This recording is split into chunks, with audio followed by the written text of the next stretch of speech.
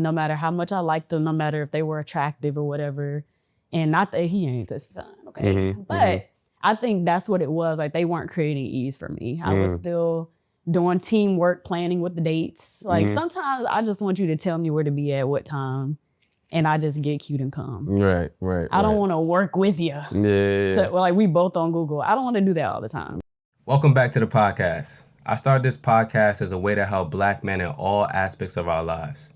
Studies show on average we lose 2.8 years of our life when we're under heavy stress. And I think we can gain those 2.8 years back if we express ourselves healthily. Stick with me as I interview therapists, doctors, advocates, activists, and friends about how we can be better as Black men and as a Black community. If you're not subscribed to us on YouTube and following us on Instagram and TikTok, you'll definitely want to do that. Without further ado, let's get into the episode. All right, y'all, we're back with another episode. We are here with Simoine Kenya. Simoine, we did an episode a long time ago in Atlanta. That was actually the first in-person episode that I had done. It was in Atlanta with you and Malik, and it made me realize, like, yo, we could actually do in-person episodes. So it's good to have you back. You know, do somewhat of like a part two, get a tapped into your life and what you have going on. So before we get started with the conversation, I don't feel like I do a good job of introducing my guests at all. So can you please tell the people what you do? Like what you do you have the healthcare plug. I know you also have a job. You have a lot of degrees. So like tap the people into who you are, what you do. I'm not good at this question either. I hate when people are like in interviews. I hate that question. Tell me about yourself. I'm like, I have a whole resume. Right. What do you mean? Right. But yeah, my name is Simoine Kenya. I'm the founder and CEO of the Healthcare Plug. A mom, a daughter, a sister, besties to a lot lot what else am I? Certified doula. Actually, just got my certification in May. What else? Yes, I do have a lot of degrees. Just finished grad school for the second time in December. So shout out to me. And that master's was for health informatics. So like the data and IT and tech side of healthcare, basically. I don't know what else to say. Favorite color is red. I'm 5'1", you know, long walks on the beach. Okay. I love it. All right, so I want to ask you, right? So you just had a major milestone. Yeah. You just turned 30. I did. Right. I love it. Happy belated, like I said before. 30. Thank you. Yep. So I want to start by asking you, like, what has that process been like? What are some of the lessons that you learned in your 20s that you're now taking into your 30s? I'll start with the hardest one, I think. For me, it was difficult for me to sit still and focus on Simoine in my 20s. And I remember I had this moment. It's like the closer you get to 30, I know you're not there yet, right? No, I'm not there yet. Okay, so the closer you get though, I don't know if it's like 29 and a half. I don't know what happens like those last 6 months, but you just start getting real reflective, really self-aware. It's really crazy. And I don't know if everybody goes through it, but I definitely did. Learn some things about myself that were hard. And even if they weren't bad things, it was just kind of like, I did look back at one point and I was like, bro, what have I been doing my entire 20s? And I spent a lot of that time healing because I got married young. I got married at 22. Right. But I also just realized how much, and this is the first time I'm saying this out loud, wow, how much I centered men in my 20s. Because I was just in relationships, or even if I wasn't, I was still dating actively. And I think when I got to the point where I was just like, I need my energy. I need it to be for me. And I think also having a break from school kind of turned into me just like, I made my whole theme about life just a break. Like that was my life goal, was just rest. And I didn't want to feel guilty about it because I feel like that happens. I've been thinking about using my platform to talk about kind of like what leaders go through, not just women, but just like what we go through mentally. It kind of feels like you can't put it down. Because I don't know how to describe it. It's like if you take a pause it's just like you feel like the world is speeding up around you or that you're missing out. Right. And you might be missing absolutely nothing. FOMO. Right. The fear of missing out. Right. Mm-hmm. But I feel like it can guilt a lot of people into like pushing through burnout when you really need to rest. Mm-hmm. And that's a whole different conversation. But I would say, yeah, I needed to just start getting to know myself. And I feel like I didn't really start doing that till my maybe like 27, 28 mark. Mm-hmm. And that was after I was done like healing from my divorce and Mm-hmm. just everything I had been through. I had to navigate a lot of different like labels. I was also finding myself. I had that like post-breakup glow up kind of thing. And then I was trying to figure out, okay, now I know I'm cute. Like, what does that look like? And you know, it was an array of things. So I think the biggest thing now though is the resting part. And so I said, okay, after I graduate in December, I had people asking me, what's next? And sometimes I hate that question. Why is because that? I have a plan for my life, but I also feel like the fluidity, the flexibility is important. Because I didn't know that I would go to grad school a second time. Like that was never in my plan. But that was something I was interested in. I was at Morehouse School of Medicine at the time as an employee. And I was doing a presentation for one of the assistant directors there on health informatics. Had never heard about it, but she liked my design skills. So she was like, yeah, can you design this for me? I said, yeah, sure. But I didn't know she wanted me to also do like background research on the content to go in it as well. So that was my first time of just being like, girl, I just thought you wanted me to make a cute PowerPoint. I didn't know you wanted me to do all this. But as I researched about it, I got more interested. Right. And then she was actually over the online programs at Morehouse School of Medicine. So after I was like, okay, I looked into the application requirements and stuff. I was like, okay, this is kind of easy. And I actually waited until like the day before the deadline to apply. And I was like, you know, I've been sitting on this, trying to think about if I'm gonna do it or not. And if I get in, then I know it's meant for me. And I did get in. And now I'm done. So that was like the quickest year of my life. But yeah, I think now I'm focusing on resting and it feels so weird. Like I told myself after graduation, we're gonna take a gap year. And some people don't know what that is. So it's just 12 months where you just literally just work or you decide how you wanna spend your gap year. Right. Some people travel. I've been doing that too. But yeah, I think that's been my major focus so far is just trying to be like, stop moving around so much. Right, take some time. And it has been so hard, like mentally, emotionally, physically. It's been so hard to sit still. I'm not even, and not like beat myself up at the same time. Right. So, yeah. Yeah, you said so many things I want to dive into. The first thing I want to ask you, which I think is so interesting, is you mentioned that through your 20s, one of the things you did a lot was centering men. What did that look like for you? What do you mean by centering men? I think that what that was for Simone, I'm gonna be very careful with my words this time because you know last time. Listen, don't worry, don't worry about these crazy folks on Instagram, man. No, I think what that looked like for me though was I don't want to make it seem like like I was boy crazy or anything like that, but I think that there's periods in our life where we know we need to just be single, but we don't want to be alone. So even if that's not you being in a relationship, it can look like, okay, you're dating with no intentions and stuff like that. And I know people do that every day, but for me, I've always been a lover girl. Always. Like I don't know. I just was always a lover girl. I didn't really like dream about like what my wedding would be, what that would look like and all that. Like some women do, they have their Pinterest boards and stuff. I think I'm like that now. Yeah, I'm definitely like that now. Like my Instagram album is kind of crazy for my wedding. And yeah, so anyway, that's a whole different tangent. But yeah, I think that there were just periods of my 20s where now that I look back, I'm like, girl, if you would have just focused, if you would have just taken, it don't even have to be as serious as a year off, a year break from dating, but even 3 to 6 months, which I have been, I did have periods more than 3 months where I wasn't dating, but I feel like they just could have been a little bit longer. I could have focused on other things, which I was still achieving because I was in school. I've been in school my whole life. Right. And every time I say that, it just sounds Every time I talk to you, I insane. feel like you're getting some I'm other always degree. in school. I've been in school since pre-K, so I'm tired. Like, I don't have nothing else to learn. I do, but I don't want to learn right now. I don't want to learn right now.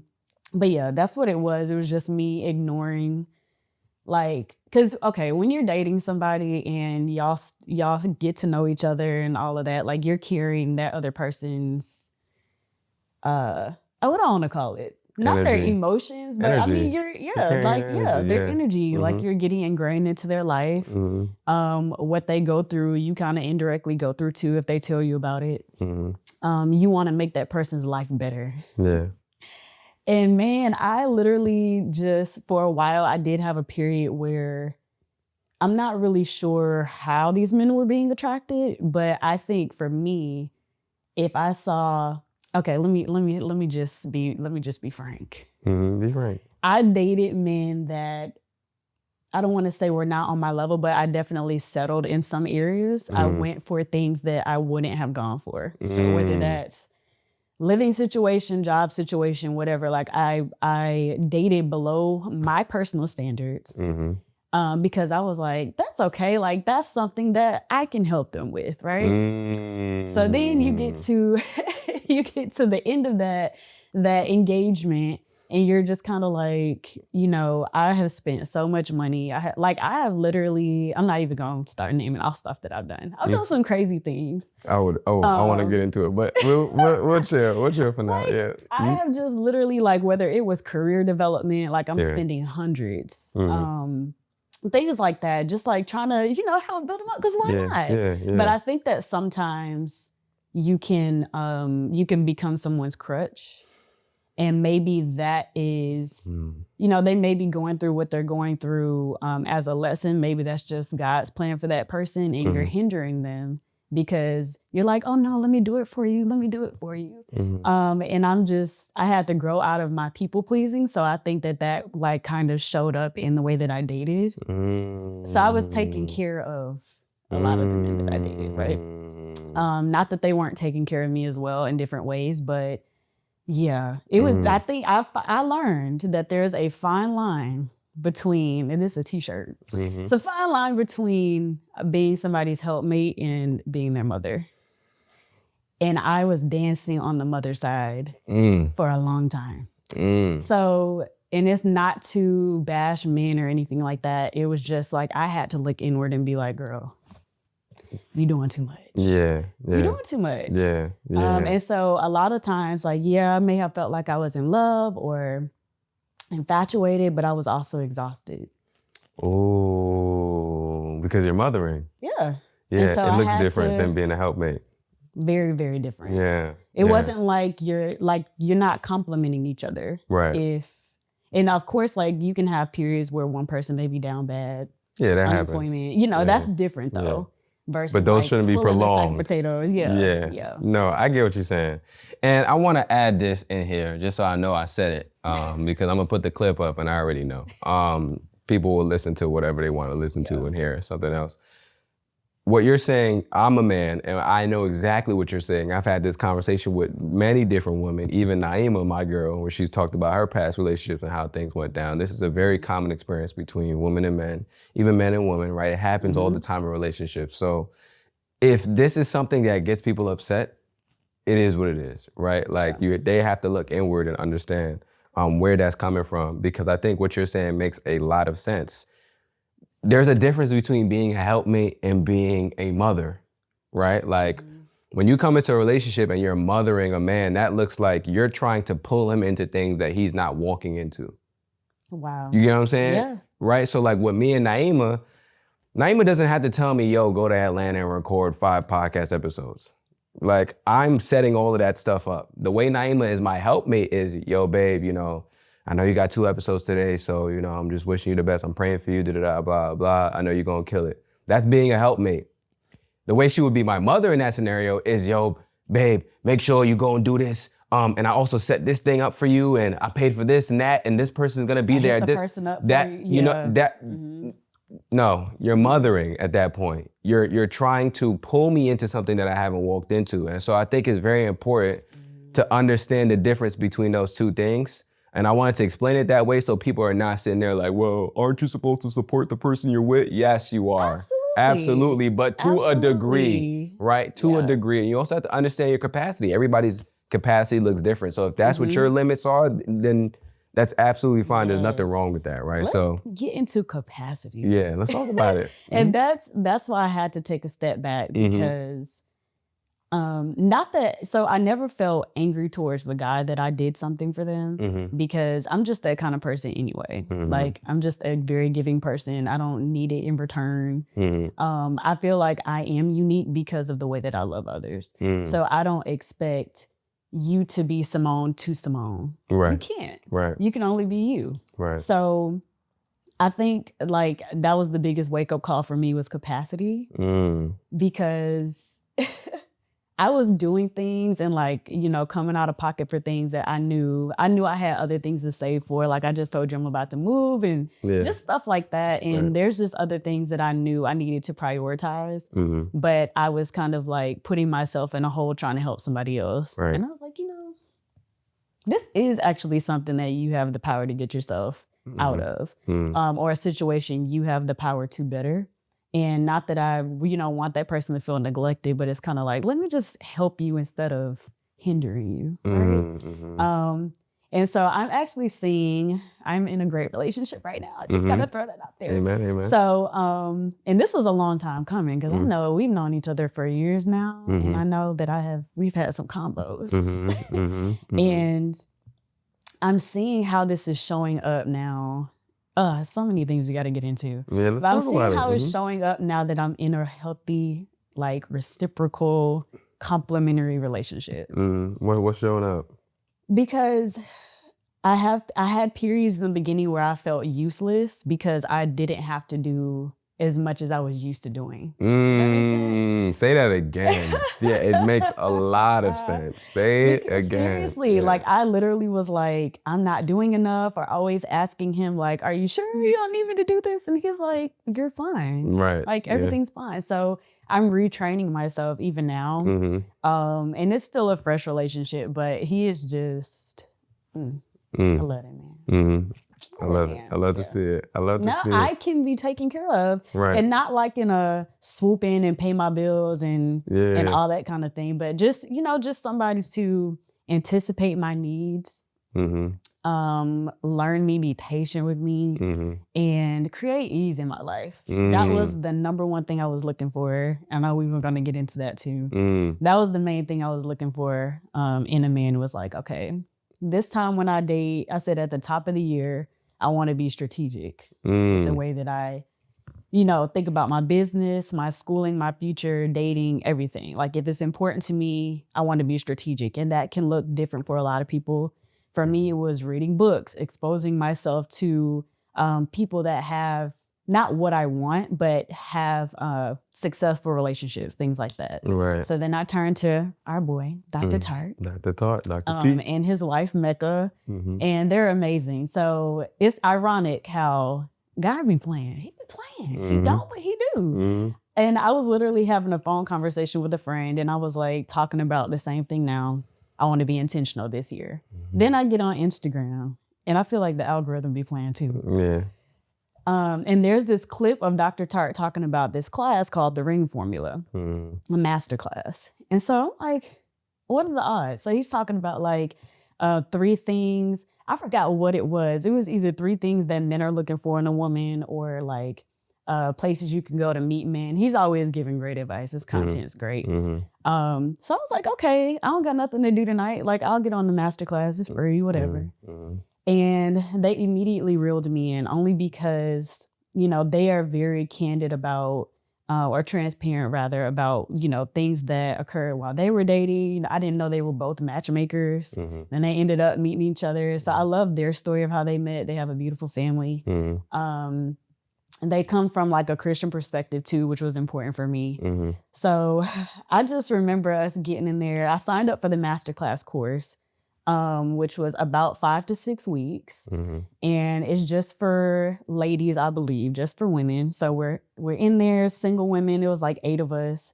And I think why it was so instrumental for me is because I had a community. Because I feel like sometimes it can feel like it's just you versus social media when you're dating. Right. If you're a social media person. Right. I'm gonna go back too. So Mecca had a clip online before. It was like some years ago.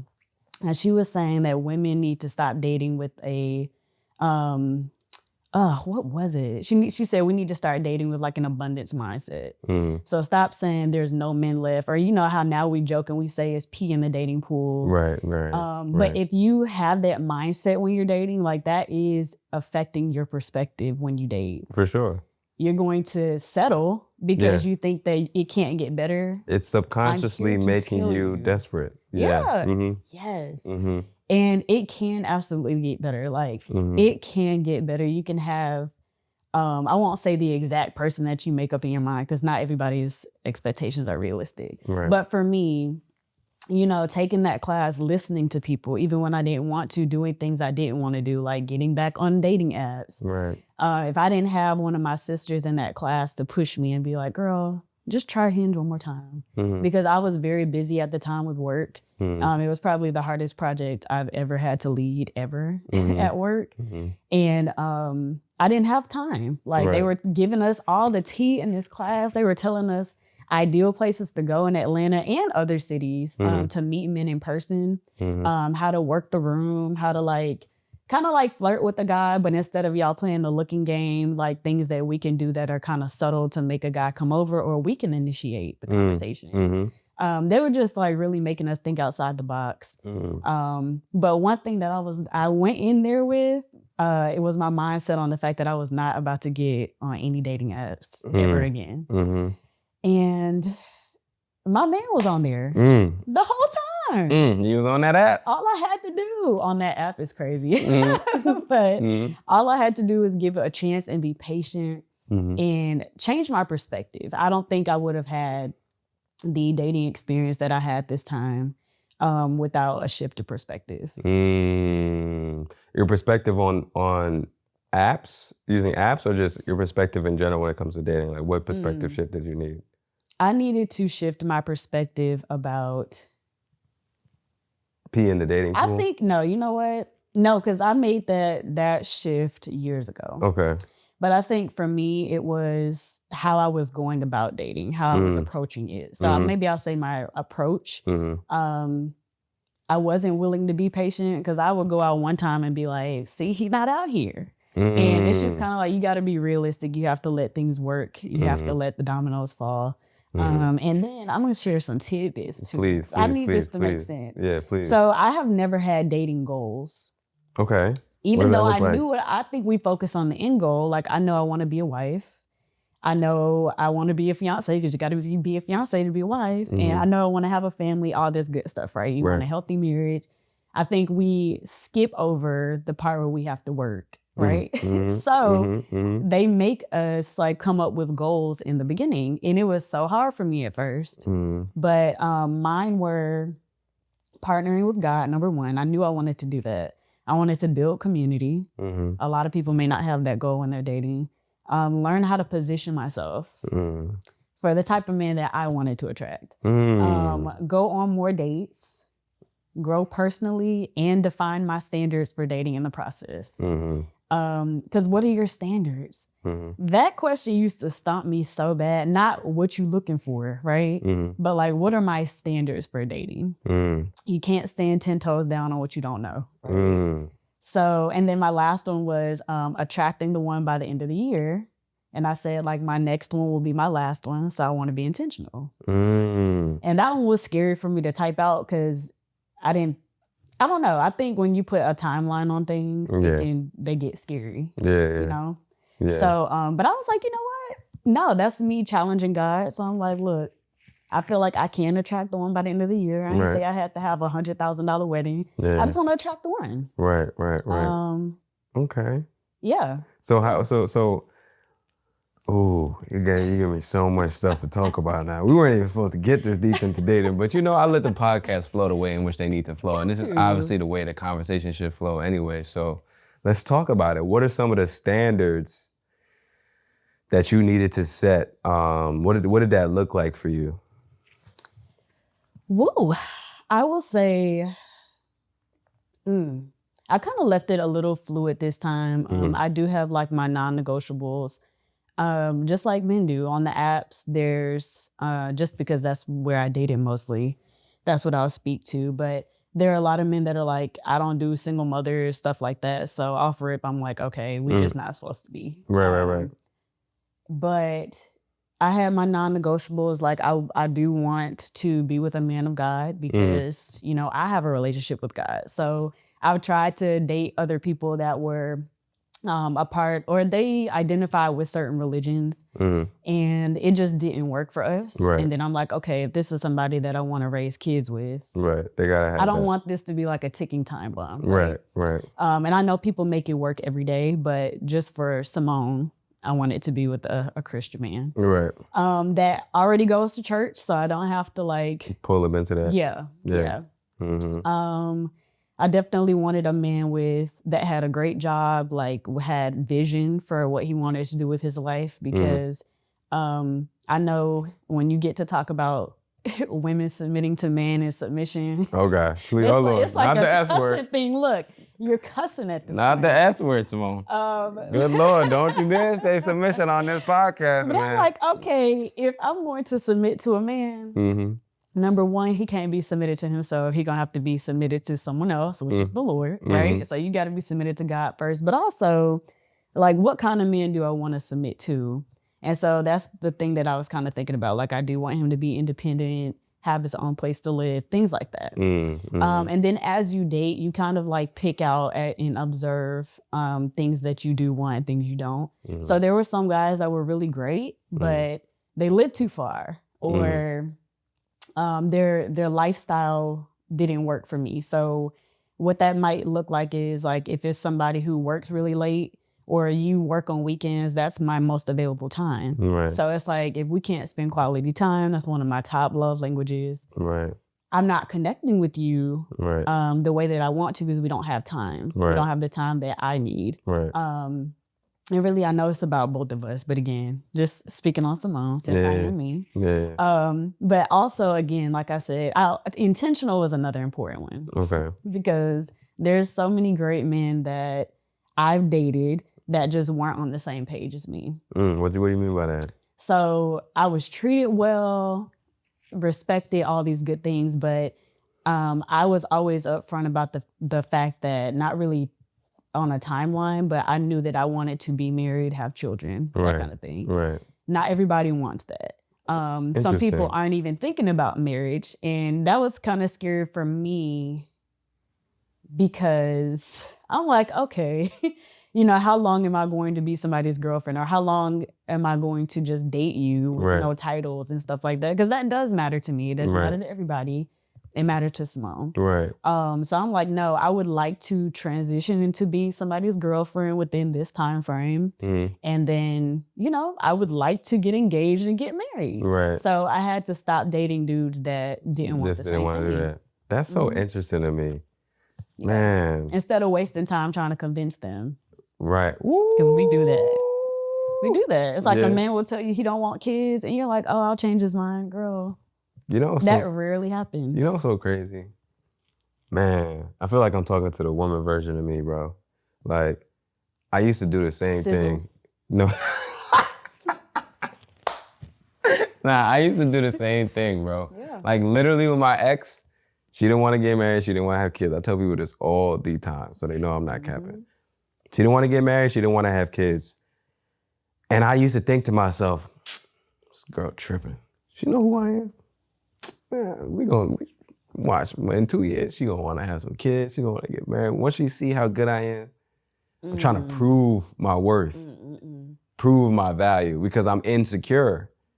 I'm not secure. I don't have security in who I am as a person. So I gotta prove to you that I'm valuable, so that you are like, yo, nah, you know what? I actually do want to do this thing. I actually do want to have kids with you. I actually do want to get married. Now that I'm actually secure in myself, I realize like, yo, you were really just wasting time. Somebody tells you who they are, you believe them, and then you let them rock. Yes. You don't try and like, nah, bro, come do this thing. Like, nah, because that's how you end up wasting so much time. And that's what I was doing is like, somebody's showing me who they are, and because I didn't want to be single, because I didn't want to be alone and spend that time by myself, I'm like, we can make it work. It's a red flag, but I'm telling you, and it's a mixture. It's a mixture of like not wanting to be alone and then settling because you think that it can't get any better. So you're like, no, I need to stay with this person. I need to spend this time here. When no, really, you can keep it moving pretty quickly. Right. As soon as y'all have those like big conversations, which a lot of people may not have in the beginning when they're dating. That's something I did learn was start having the hard conversations first. Right. And stop trying to be cute, talking about zodiacs and colors and all of that stuff in the beginning, favorite type of music. And I know these things are like conversation starters, but we get stuck there. Yeah. And then we don't have the big conversations until, you know, stuff hits the fan. Yeah, 2 months, 3 months in, now I wasted 2 months of my life and I didn't even know you didn't want to have kids in the first place. So why are we talking? That's it. You know and I'm not even selfish about it, even from that perspective, because I'm like, look, if I see that we aren't aligned early, I'm releasing you because you somebody else's man. Right. You're not my man. So just like I want my man to be released, I need to release you because you ain't my, like I almost want to say, you know what, anyway. Somebody got to release somebody's man. Okay. Somebody has to release somebody's man. Because your man is literally looking for you, okay? Oh, man. Yeah. But I think like I said, this time it just felt so fun. Like even if things didn't work out with a guy, I had a good little cohort this time. I call him my cohort because I don't like roster. I had a little cohort, right? So I feel like sometimes having to narrow down guys can be a little bit difficult if there's one that you like, multiple that you like. So then I was like, okay, let me stay true to me. And again, having dating coaches was the best investment I've ever made in my life. I'm plugging the ring formula. Like Dr. Tart and Mecca are amazing. Okay. They want to see you win and they gonna give you the tea. They don't gatekeep. They don't gatekeep. We love it. I wanted them to find my man for me, but technically the experience did. Like I said, I met my man probably less than 30 days after finishing the course. Word. And I didn't even know, because at the time, I will say I had him in probably underdog position. Like we were getting to know each other slower only because I was dating another guy. I had him as my front runner. And we were just going on frequent dates. So it was just kind of like, okay, I would try to go on a date with the other guy that I'm dating now, but I would already have something to do with this guy. But then that ended up not working out for so many reasons, but still a great person, but that wasn't my man. So what did I do? Release him. I had to let him go. But then I was like, okay, let me start focusing on this guy. And then like from the first date, he was so intentional. He was already planning the next date on I was like, what? We are literally not even at the end of dinner. You talking about the next time you're gonna see me. So that was already getting my attention.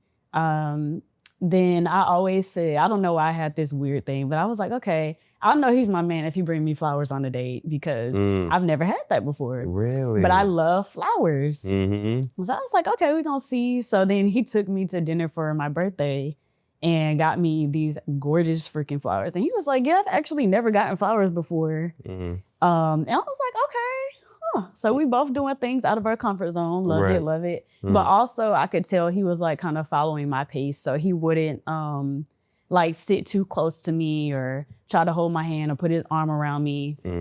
Without me giving him cues that I was okay with that. So even like him just being respectful there was great because I know sometimes guys can get like really touchy-feely. And women too, like really early on. And it's like, what are we here for? Hold on now. Yeah, let's learn each other, brother. Yeah. Before we start doing all that. Yeah. So like we've just really been able to focus on each other. Like I think so I knew that I loved him, number one, but I knew that was gonna be my man on our second date. Why? Ooh, explain why. That's interesting. I knew because so we found this table where we were at, and the table had swing chairs, and I'm childish, so I wanted to swing. Of course. So anyway, we sitting there talking for hours, and I just looked at him at one point, and I was like, "This is my freaking husband." And I don't know. I think it was like what we were talking about. We were getting to know each other. We had a lot of similarities with like family life, our values and stuff like that. So it was like, it wasn't like what he was doing for me. It was me getting to know him on a more intimate level. I was like, man, like I can really see how he's talking about how he handled like past situations, stuff like that. I'm like, dang, I could really see him like leading my family. What's happening? So there was also a portion of that date. So every Sunday I go to Publix to get what my son needs for the week for his lunchbox, right? And it was getting kind of late that night after our date. And I was like, man, I'm just going to have to go in the morning at like 7 a.m. Oh, because it was Sunday. Yeah. Okay. It was on a Sunday. So I was like, dang, it's kind of late now. Publix about to close. And there was one that was in close proximity to us. So he was like, unprovoked now. He didn't even have to do this. But he was like, how about I take you so that, you can just have a smooth morning. You don't have to worry about it. I'll run up out of here right now. Because what? And I know that probably seems so simple. But I was like, this man does not even know. Like, he has no reason to try to go out of his way to create ease for me. But that was like, I was like, okay, I knew that was the top thing I was looking for, was just that ease. I think that's what helped me narrow down the guys, because no matter how much I liked them, no matter if they were attractive or whatever, and not that he ain't, because he's fine, okay? But I think that's what it was. Like, they weren't creating ease for me. I was still doing teamwork, planning with the dates. Like, sometimes I just want you to tell me where to be at what time, and I just get cute and come. Right. I don't want to work with you. Yeah. Like, we both on Google. I don't want to do that all the time. Yeah. So he was always just like, again, just intentional with the planning. And after he went out of his way to like think about making the start of my week easy, we know how we feel about Mondays. I was like, that's my man. And it just got better and better and better. Like, it's still getting better. So, I gotta meet this. I gotta meet this brother. You do. I gotta meet this brother. What's you cool with saying his name, or you want to say his name, or? You know what? I'm gonna say my man's name. What's his name? His name is Malcolm. Malcolm? Shout out to you, Malcolm. I just wanted to give him a shout out. If he ends up watching this episode, if he don't, it's all good. I'm gonna make him watch it. Shout out to Malcolm, man. All right, I'm interrupting this podcast episode to let you guys know to leave a review on the podcast. Please, please, please, if you are listening to this episode and you're finding value in this episode, you're enjoying the conversation, or you've enjoyed a previous episode or conversation, and it's safe to operate your phone right now, please leave us a review. Your review is a free and easy way to support us, and it helps us reach more people like you. We're on a mission to build a stronger, more connected Black community, starting with Black men. And you can help us on that mission by taking a minute out of your day to leave a review. Your review helps us generate more listeners, which in turn generates more revenue, allowing us to expand the platform even further. So please take a few seconds out of your day. I know you're busy. I understand. I know you're doing a lot, but it will help us greatly if you would just take a few seconds out of your day to leave a review right now. Did you leave a review yet? All right, let's get back to the episode. I want to tap into, you talked a little bit about your son. You also talked about going through divorce. I think those are it's such an interesting topic because you went through divorce at a very early age. Yeah. 22. What was that like for you? And then how did that shape like the rest of your 20s? You kind of touched on it a little bit, but I want you to kind of really tap into it, because I think part of the people pleasing and stuff that you mentioned could be in there. But then you also said something that was really interesting that I really want you to tap into too. I know I'm asking you so many questions in this one question.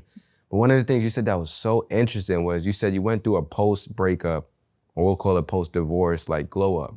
And that's when you said, that's when I realized I was cute. So it's like, did you not feel cute in your marriage? Did you not feel cute before then? You know what I'm saying? Like, okay, so let's tap into the whole. Yes. Yeah. So I married.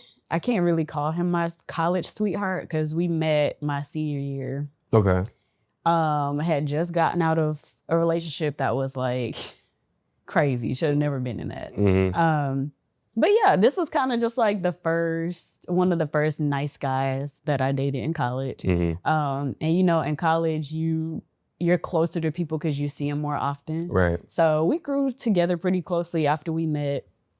And we did get married. Yes, I was 22, and you know, not too long after we had my son, and so we were kind of learning how to be married and parents at the same time. Yeah. And this how you know I'm mature now, okay? Because I think when you're going through hard stuff, you only focus on yourself. But I have grown to have compassion for what he was going through too at the time, because he was trying to work, also learn how to be a dad, also be a husband and a provider. And that's a lot of pressure for somebody in their early 20s. That's a lot of pressure. That's a lot of pressure for somebody older. It's a lot of pressure for any man. Yeah, for any man. And so I, you know, had to grow to a point, grow past the anger and the emotions to start having compassion for that. But I think that's what's led to us having such a healthy co-parenting relationship now. Yeah. I stopped, let me say that. I stopped putting my expectations for how he showed up as a father on him, and I let him show up as he can.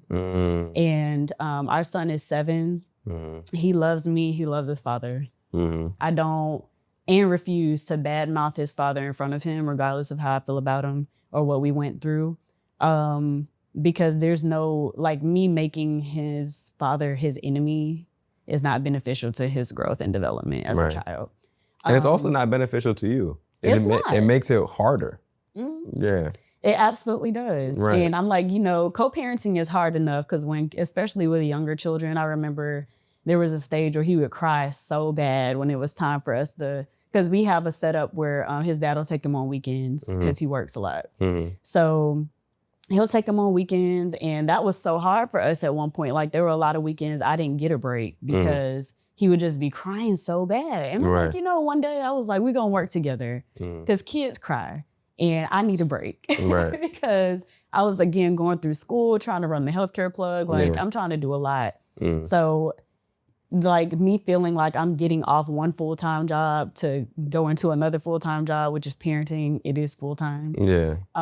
It was a lot. So we had to just get our schedule right, kind of overcome the tears. And eventually, you know, your kids get strong. They learn how to be resilient. And it's just like, you just not gonna see me for 2 days, babe. You'll be back Sunday. Like, everything's fine. But, you know, we had to work together on that.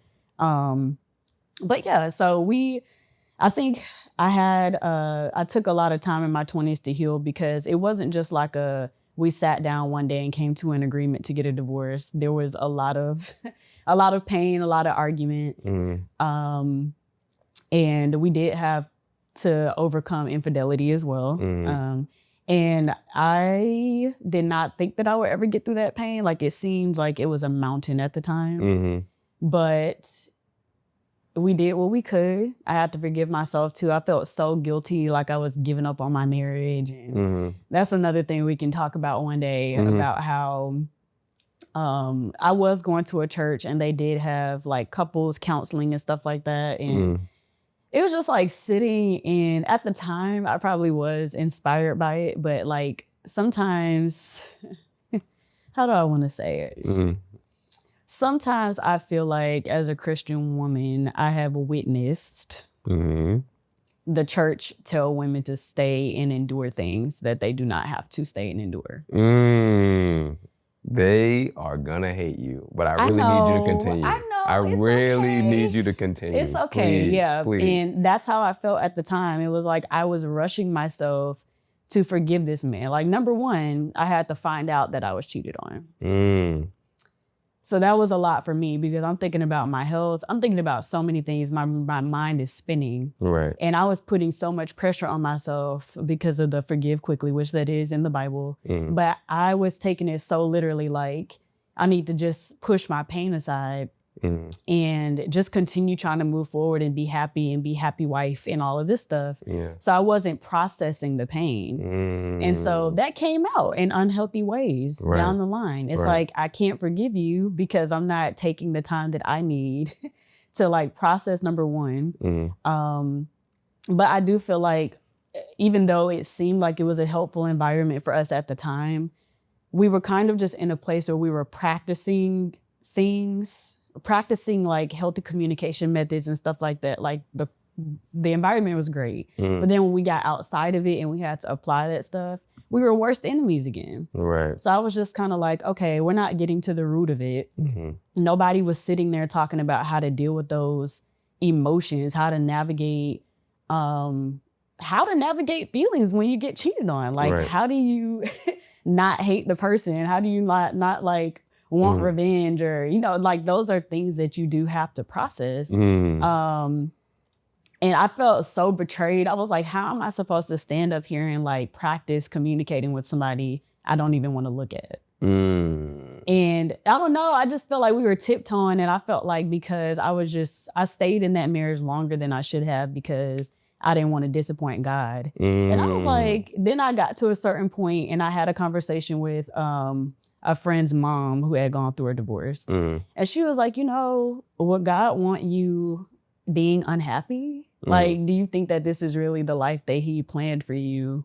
Like, cause I was depressed for years, and not just from that, just different struggles. But I do remember like being so embarrassed during one of my, what do I want to call it? Not educational careers, but I was at doing one of my programs. And I was just always crying like every day. And I was like, I know people are so tired of me. And they weren't. They were very loving.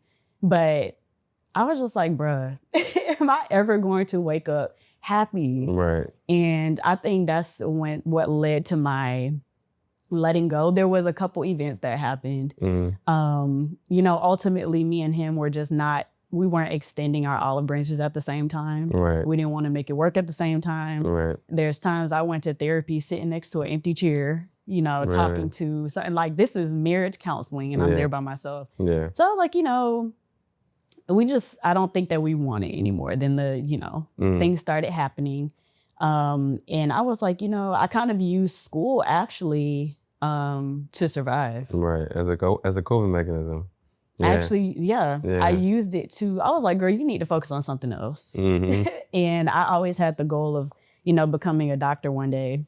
And so I was like, okay, I'm gonna go do this program. I'm gonna go to my postbac. And he actually discouraged me from doing the program after I got accepted because of money issues. And I was like, no, I'm gonna go for it. And I'm glad I did because I actually ended up getting blessed by a friend's mom in that program. She paid for my whole last semester for me. And I'm like, if I would have been worried about, of course, do things that you have money for. But if I would have been worried about that, then I feel like God wouldn't have been able to test my faith in that area.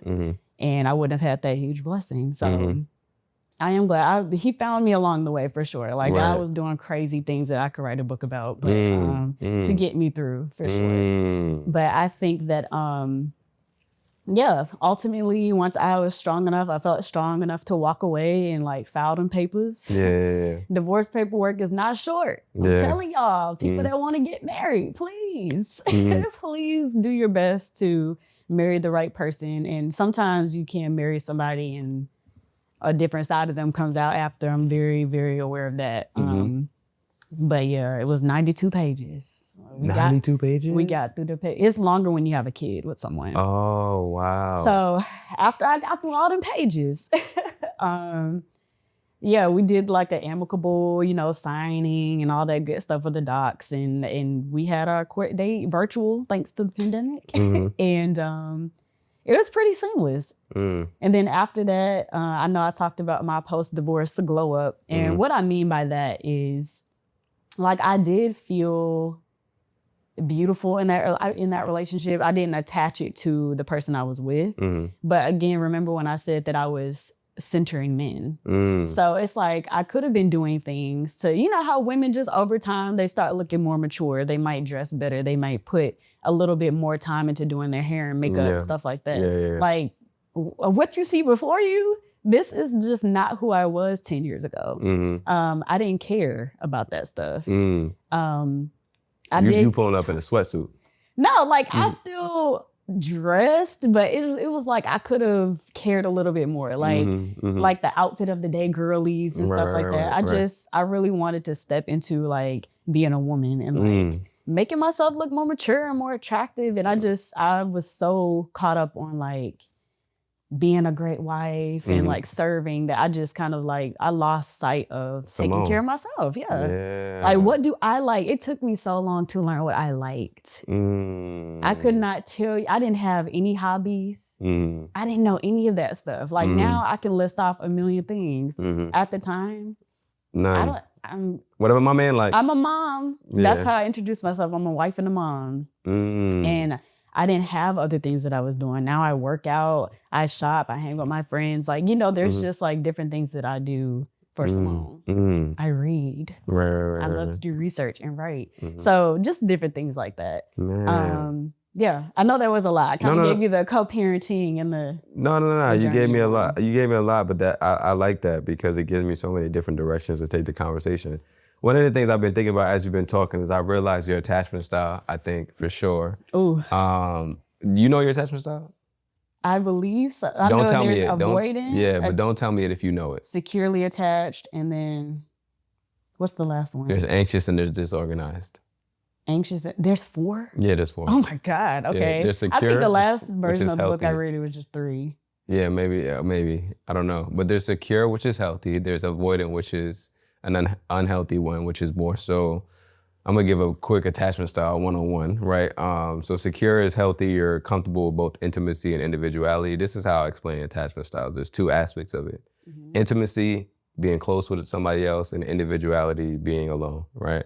Being to yourself. And if you have an unhealthy attachment style, you struggle with one of those 2 aspects or both.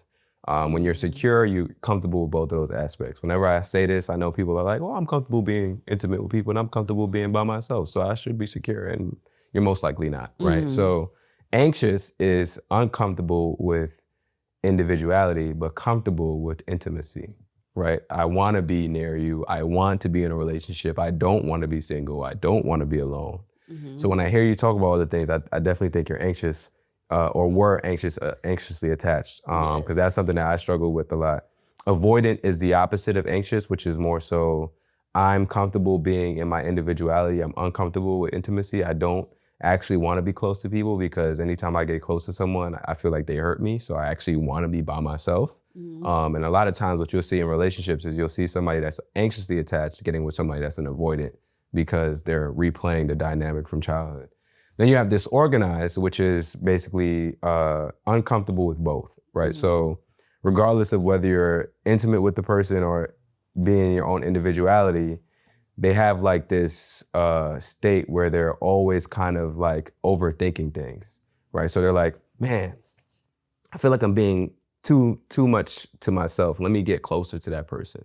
Then when they get close, they're like, damn, I think I'm being too clingy. Let me get back to being to myself. So they're always tugging and fighting and all that kind of stuff. So with themselves. So just saying all that to say, like, I think your attachment style is probably anxious. If you guys don't know your attachment styles, definitely tap into it. I think it's very, very helpful for relationships just in general, just to understand yourself. It's one of the things that really helped me to understand why I did certain things in my past relationship, why I stayed when I noticed red flags, why I just ignored them completely, you know, so. And justified. Right, and justified, you know what I'm saying? Yeah, like, just being in like, I always say this, but I think it's so important, bro. Like, stop getting in relationships with people based on their potential. Like, it's just not like, I understand everybody has room to grow and there's things that you can see for them, but if they don't see that stuff for themselves, you're pulling them into something that they're not walking into. You know what I'm saying? That is so good. And that's when you guys are gonna be in friction,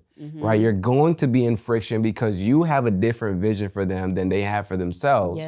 And there's gonna be a different vision as a result for the relationship than they have for the relationship. you guys are gonna always be in friction. It's just not gonna work. So if this is a woman that has a man, release that man to whoever his wife is or husband or whatever the case may be, right? If this is a man that has a woman, release that woman, because it's just not gonna work out with you guys being in friction with each other over the things that you see that they don't necessarily see for themselves or the relationship. So that's the word that I have for let's you. put Yeah. some disclaimers in there because Go ahead. it's like I'm like visualizing the comments that can come. Oh, from for this. sure. Yeah, they're gonna we're come. And not I really don't care. saying- I don't care. But you go know, ahead. and Go ahead. You can't, but at the same time, I feel like people just choose sometimes to just be dense. Oh, for because sure. that's easier. That's more It's comfortable. easy to just, It's yeah. harder to fact check and do work, which we kind of learned from the debate last night. But we're not gonna get into that. But we're not talking about not being able to love someone where they are. Right. Because you're doing that anyway. Everybody has potential. When you choose to be in a relationship with someone or date them, you are loving them where they are when you get to that point. Right. You're accepting them for who they are, hopefully. But I do think there are times where, you know, people should be taking time to be single. Them single seasons that I told you, even I knew I should have had earlier in my 20s, mid 20s. To do that inner work. Right.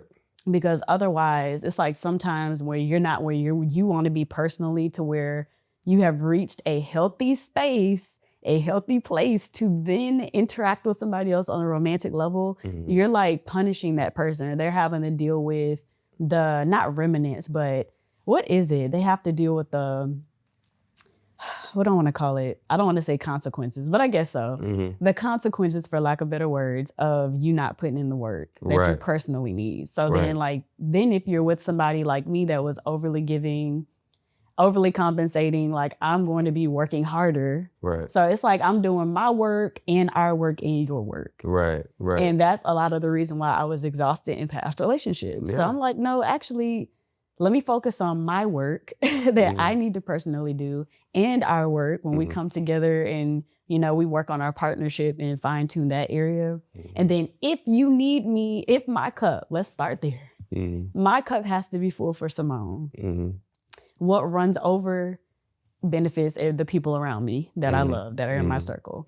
So my cup has to be full, number one. I cannot give you anything if I'm depleted. Right. But a lot of times I was literally betraying myself in the past because I knew I was neglecting myself. So all I was focused on was more of like the our work and the their work. Yeah. Yeah. But that's where you work. have to be self-aware and you have to hold yourself accountable, even if you don't have people around you holding you accountable, because that could be your kryptonite right there. Right. That people hate accountability as much as they hate talking about submission. So we're not gonna bring that up. But woo! Yeah, man. Accountability. The accountability is so key, man. I'm telling you. You have to hold yourself accountable. Yeah, you have you to do. hold yourself accountable. That is your responsibility as an adult. You really do. One of the things that reminds me of is after I got cheated on, right? One of the difficult things that I had to do was realize what role did I play in the relationship ending. Because it's so easy when something happens like that, you get cheated on. It's so easy to say, well, I didn't play any role in that. They cheated on me. Just be the victim. They're terrible. They're a terrible person. You know, they should have never did that. And that's where I was for a little bit, right?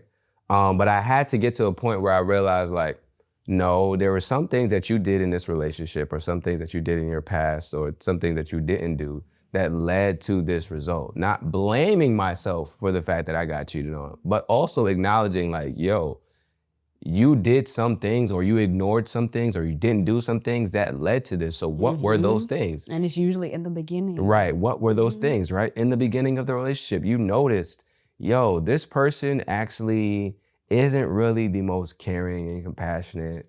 They actually don't really want to have kids. They don't really want to get married. They are not necessarily on the same page with you and where you in terms of where you guys want to move. You know what I'm saying? So like, you ignored those things. Why? And just simply asking the question why made me realize like, yo, these are things I have to hold myself accountable for this. Like I just chose not to have conversations about stuff that I knew would lead to certain types of debates. I would literally— Oh my God, that's what we do. Simone, I would literally ignore conversations about big things that we had to Yes. plan for. That's when I knew I had a problem, but I just ignored that as well. I'd be like, well, I mean, if I want to talk about why it. were you avoiding it? Why do you think? Right, because I knew I'm so interested. I'm a rational person. Once I have information, I cannot move as if I don't have that information, right? And so I didn't want to have the conversation too many times because having the conversation over and over would let me realize that this isn't working. And then that would mean I would have to actually make a decision to end the relationship. Yep. And I didn't want to end the relationship. So as a result, I didn't have the conversations that I needed to have because I felt like if I continue to have this conversation, I'm going to continue to get the same answer.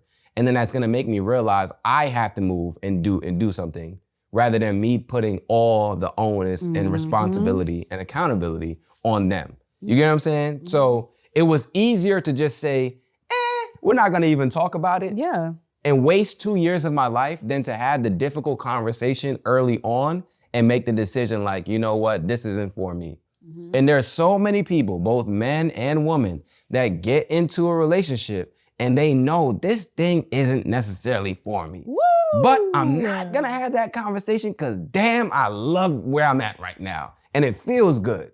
I'm comfortable where I'm at right now. So I don't wanna have the uncomfortable conversation about the future planning, about marriage, about kids, about where we're going, because that's just gonna ruin the la-la land that I've been in. Going. Right. Yeah, the fantasy. Right. That's gonna ruin the la-la land that I have in my head. But what I realize like now is you're ruining your future by not having these conversations early, right? By not getting the information that you need to be able to make a conscious decision, right? Like, don't just sit on the roller coaster and just let it take you wherever.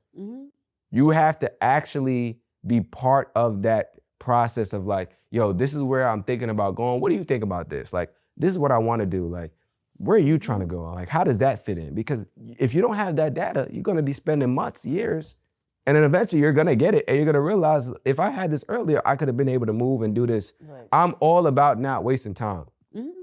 Time is the most valuable resource on earth. You never get it back. You can't reproduce it. You cannot get it back at all. I'm all about not wasting time. So if you think I'm about to be wasting my time in any type of relationship or situation, and especially when any type of thing, like I'm not for that. Even with business now, like people, man, oh my God, people come up to me because they see the platform. I'm going on a tangent, but I just have to like, I can already tell it's relevant still. Yo, man, like I'll go to an event and then people will try to talk to me after the event. Yo, I got this thing, I want to collaborate, do this thing, do that. And I'm trying to cut straight through. I don't have time for like the cookie cutter, like don't give me the fluff. What are you actually trying to do?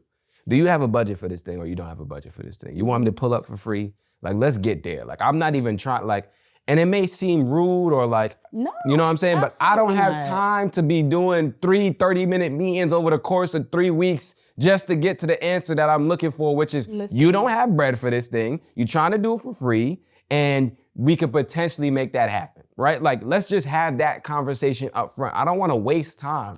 I'm in a place, I'm going to tell you, in my life, where I'm like, you need to come to me with the proposal. No, absolutely. Come to me with the proposal because that's how I approach when I go to people. Even our first collab, I said, I'm thinking about this date, this is what I want it to look like. What do you think? And that's why it worked. And then from there, like you got to give me something. But if we have to, you invited me to the drawing board, I'm not interested. Yeah. Because I have too many things going on. And it's not that I think I'm above anybody. It's not that. But I value my time. And I value my ideas and my work ethic. I know is strong. So I know when you come to me with the idea, we can make it happen if it's realistic. But I'm like you. And even if we start planning, if it doesn't look realistic for that time being, postpone or scrap it altogether. But I'm in a place where I'm still just like that. If I go to anybody, I approached someone not too long ago about a free clinic. I didn't just go up to them and say, hey, I'm thinking about doing this thing. Like, no, I had a multi-page proposal trying to anticipate the questions they would ask, like the budget. That's important. You can't just tell somebody, hey, I want to use your property for something and then not talk about all the costs that come with operating something like that. It's crazy. Absolutely. So even just to pique their interest or get them. I think we also need to start thinking about it from that perspective. Like if you go to any investor wanting their money, you're going to have to convince them. And one thing you don't want to do is show up unprepared. Exactly. You can't, you can't have mind reading powers and know and anticipate every question they'll ask. Yeah.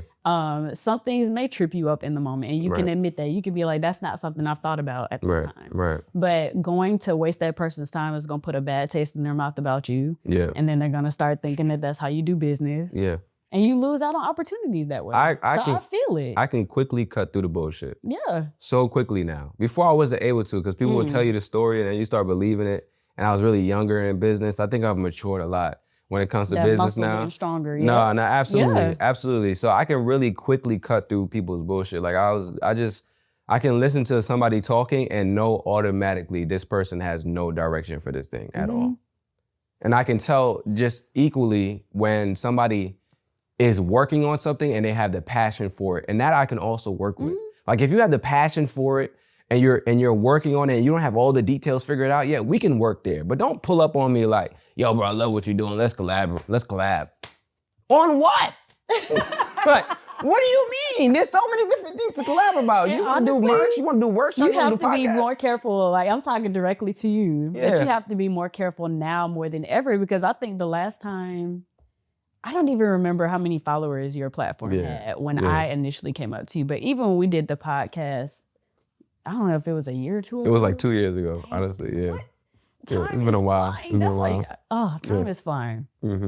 But just to see your growth, I think the last number I remember was like 56K. Oh, yeah. And the fact that you are well over 200K, number one, I said this morning, I rehearsed this in my brain that I was going to give you your flowers. I appreciate that. Because your consistency is admirable. I appreciate for real. That. Like, even if you take breaks, it don't look like you take breaks. Yeah, people don't even realize. I know you do. I do. People don't but realize. I know, I know because we be talking behind the scenes, but I know that you have your stuff queued up, you have it ready to go, it's relevant. Like, it just does not stop. And that's definitely, now that I'm like not doing a million things, I'm like, okay, let me look at the people that are doing it well. And those are people I'm proud to be beside for sure. But I said I was gonna give you your flowers because this is organic growth. This ain't let me buy some followers. Never. You have an organic following that is continuing to grow. And I'm like, bro, I can't wait till you hit 1 million so I can be obnoxious. Because what? It is right around the corner. You are growing exponentially. But it's because, number one, there's nothing like this. I don't care what nobody say. They can hop in the comments if they want to. There is no platform like this. There's just no platform like this that I've seen. And there's so many unique things, but all the content you put out is relevant. We are having tough combos. We're talking about everything. The fact that you're still thinking of topics to talk about is crazy. It's crazy, but right? that's how much, number one, in the Black community, we don't talk. Right. We spend a lot of time talking about the wrong things. Yeah, we do. But that's what makes me appreciate the platforms that publish meaningful content all the time. Like the subject matter that we actually need to be talking about, like co-parenting. Right. What does that look like? What does it look like? Attachment styles. Right. That's not widely known. Some people may not even know there's a book on that. Right. So, and there's a workbook too. Like you can sit there, you can do the work, and it doesn't have to feel like homework. You're just getting to know yourself. Right. So like these are just teachable moments while you're also being vulnerable. And we're not teaching or talking at anybody. Like this is stuff that we've lived through. Right. And we have like a safe space to talk about it. Yeah, no, I appreciate that for sure. That's for real. You get the whole premise of the platform. I always tell people, the motto is to lead with vulnerability. So I just share my story in hopes of creating a space where people feel comfortable to talk about theirs, in hopes of somebody seeing that and saying, man, this resonates with me and I can learn from this person because they've been through something that I've been through or that I'm going through. And so I can take some advice from them. There's some woman that probably is in a marriage right now, young, that's like, damn, okay, Simoine did that, so maybe I can actually do that as well. There's some, to me. you know what I'm saying? For sure. I'm a human being. For sure. There's some dude that may be just now getting cheated on or going through depression or whatever the case may be, right? And it's now understanding like, okay, it's normal for me to feel upset after it. because I dealt with that. I was angry. I was trying to get my get back. Mhm. I wasn't always this like healing version. Well-to-do guy. Yeah, like I don't want people. Stand up Nah, guy. hell no, absolutely not. No, I'm gonna expose myself. After I got cheated on, I'm trying to reach out. I was trying to reach out to her friends. I'm screaming. I'm dead serious. I was like, yo, listen, who can I get at? Not the friends. Nah, seriously, because I'm like, yo, I'm trying to get my get back, bro. I know one of these women like me. I know at least one. I know I can reach out to That'd one. be the real. That was the thought process. Why are you wasting your time? You have nothing to do. You obviously have nothing to do if you have time to be thinking about that. You get what I'm saying? Like, so I don't want people to think that, oh yeah, I got cheated on and then all of a sudden I went into therapy and yeah, I was great. No, I was angry. Therapy was pissing me off at one point. Bro, my therapist pissed me off too. I'm like, bro, what you talking about? I gotta forgive her. I said, fuck her. She cheated on me, bro. Talking about forgive. It's the wrong F. The hell? But give me my money back. Like, nah, for real. Like, what we talking about? Nah, I had a lot of stuff that I had to work through, but this is the process, right? And it doesn't help us by us coming up here in front and like, oh yeah, no, I got cheated on, then I went to therapy, or not even having a conversation. You know what I'm saying? So that's the whole purpose of the platform, is to have these real world conversations. And I think that's what resonates with a lot of people. I appreciate you, giving me my flowers, because I don't really think about it too much. Like I'm just we like, never oh, this. do. That's why we gotta have people around you that's gonna give you. Nah, absolutely, man, absolutely. Like I just kind of like, I do what I need to do. And I feel like I'm just doing what God has called me to do. So I never want to take too much credit. Like I'm putting the work in for sure, but this is not. I always tell you this, right? I tell everybody. Thanks for being obedient. Then this thank you for letting God use you as a vessel. Because one thing I can tell you is that, especially when you're doing selfless work, thankless work for people that just hop in the comments and say whatever, and like don't know what you personally going through. Like you could be on the edge and somebody be like, I tell you, like doing things for people sometimes, the people make it hard. I have to remind myself all the time, like I'm about to sacrifice a lot of time, energy, my social life, all of that to go to medical school, and I'll get cut off in traffic, and I'll be like, why do I even want to help people?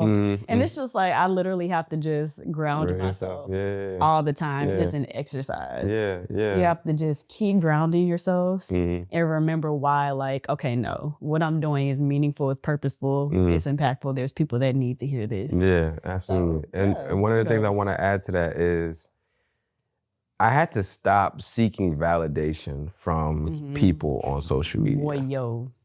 Because I used to put stuff out and I used to be like, oh, I hope they like this, man. I really hope they like this viewpoint, because I'm really trying to help these brothers out. And then you'll see somebody come in here and come in the comments, man, what the hell you talking about? I'm like, bro, I worked so hard on it.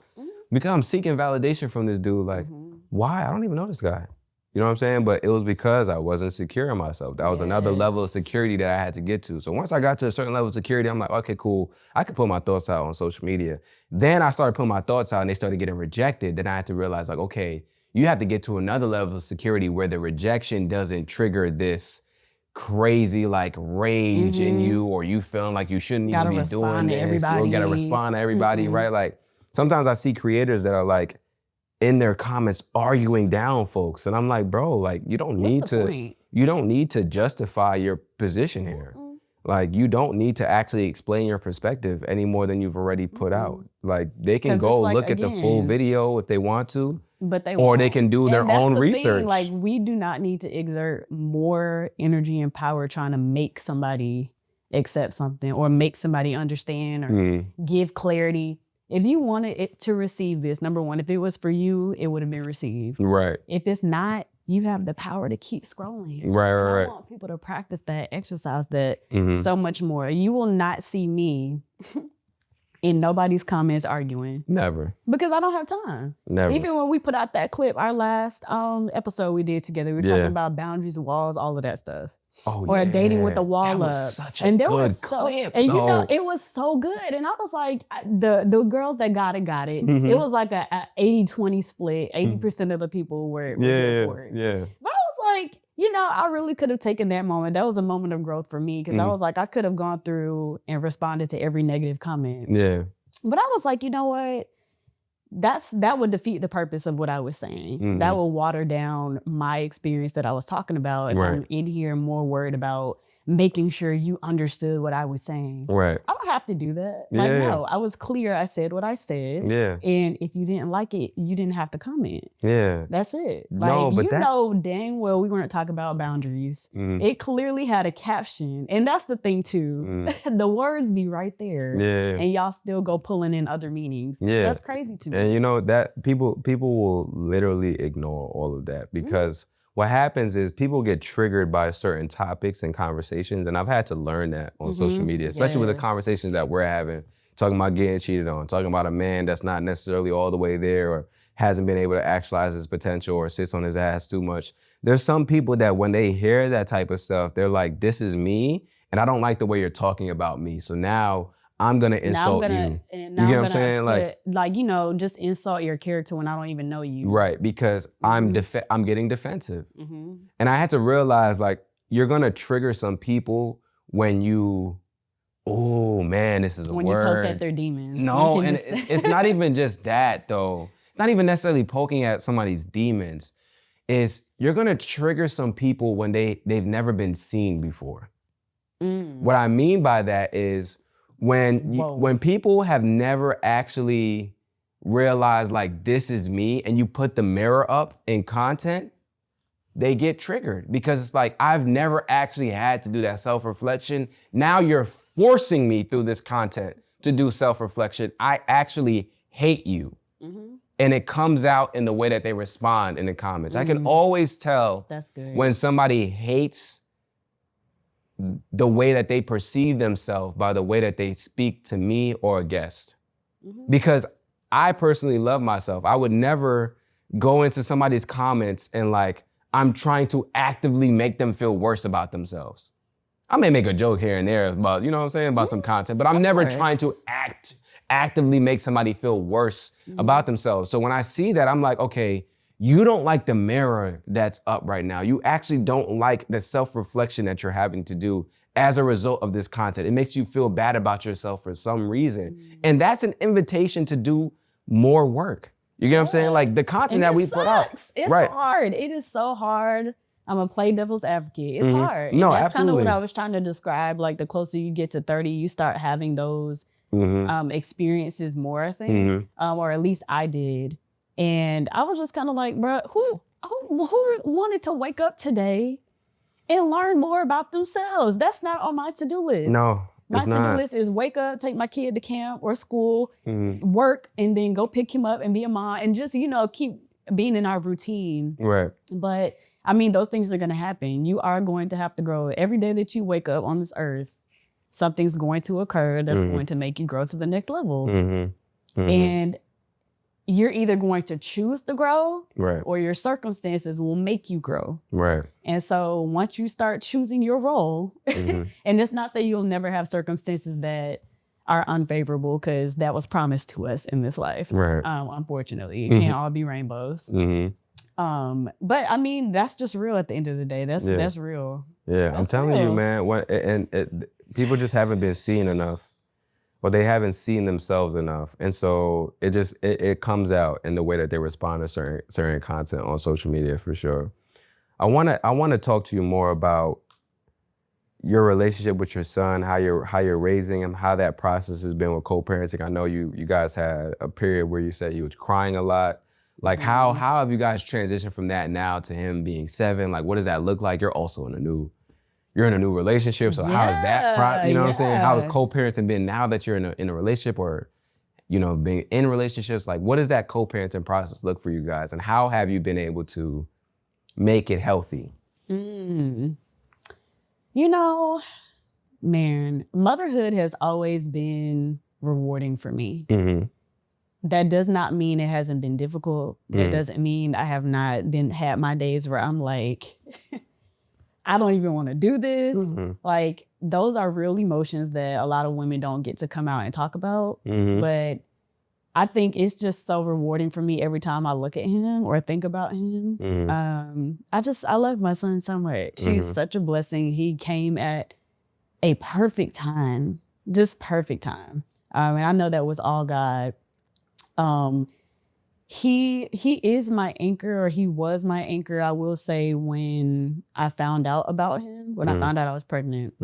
Because just mentally, my mental health was not in the best place. So when I found out though, I was like, oh, like, it was just kind of like this joy that I had, especially after I knew my parents would support me. And of course I was in a relationship at the time, so he was there to support me. But for me, like, I'm just close with my family. So I cared more about, like, yeah, I know I got my friends and I had my husband at the time, but I was just kind of like, for me, I know friends can come and go, family can too, but I just, like, my family felt more permanent. So I cared more about having my parents' approval, number one, because I was so young still, and their support.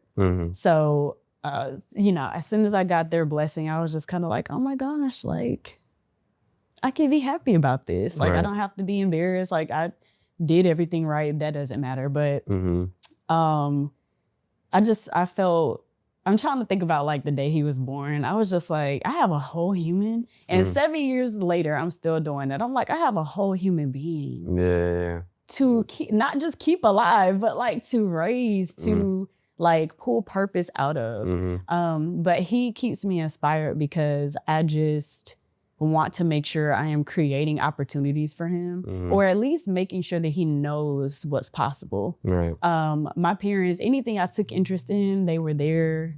They sacrificed what they needed to make sure that, you know, I could go to lessons or do whatever I wanted to do. And that's kind of like a common story with a lot of people that are great. Her, the musician, a lot of athletes, you hear about how their parents motivated them, or how they sacrificed and paid money so they can go to camp and stuff like that.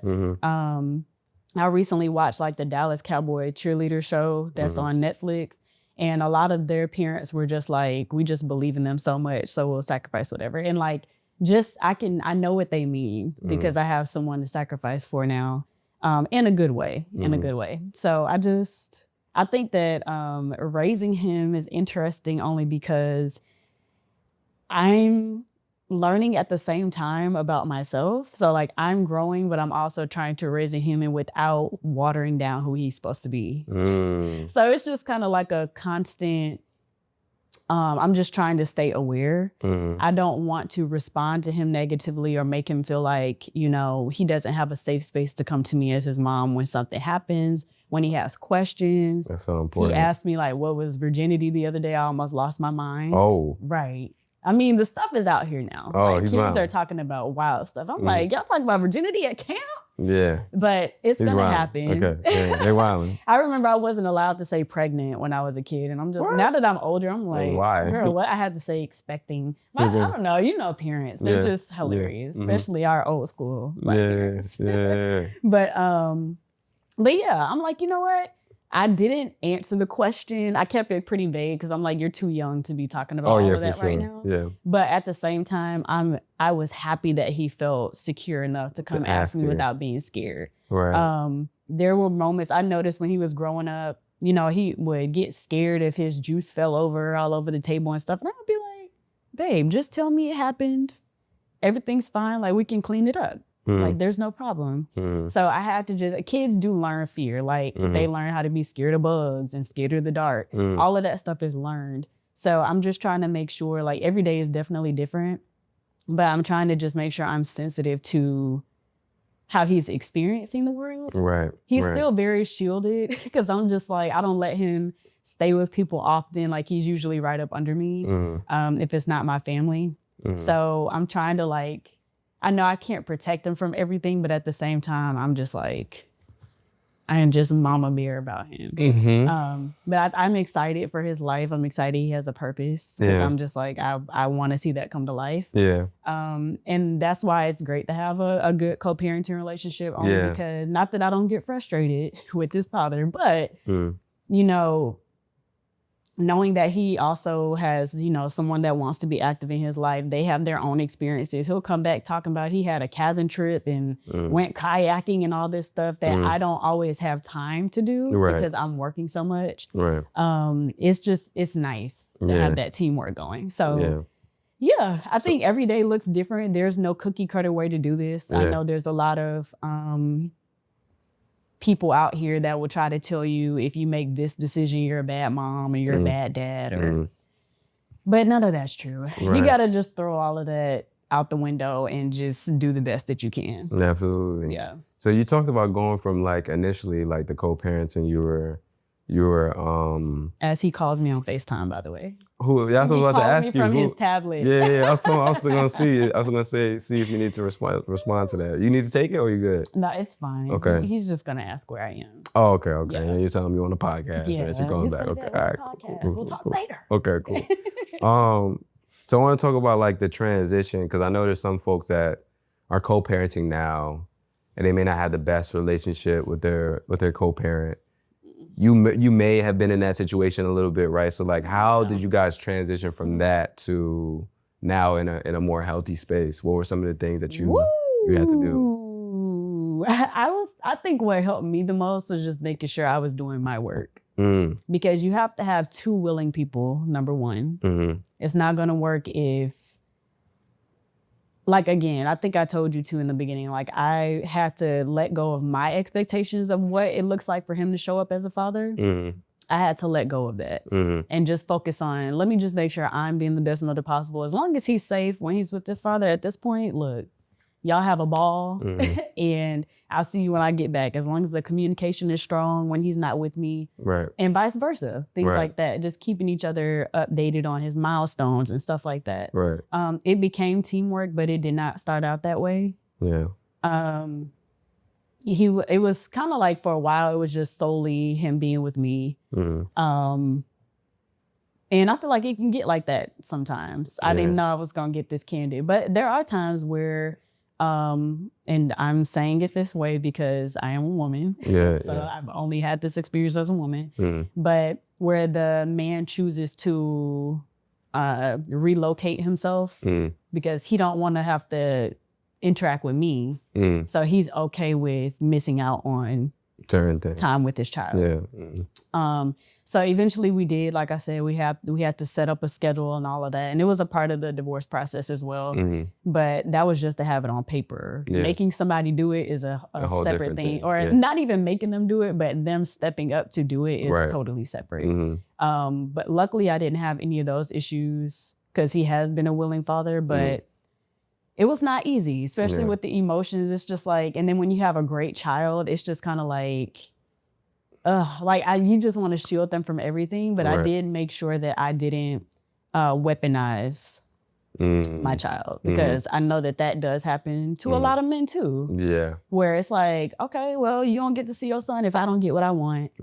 That would have been so selfish of me. And I'm not gonna say I never had the thought, but I never did it.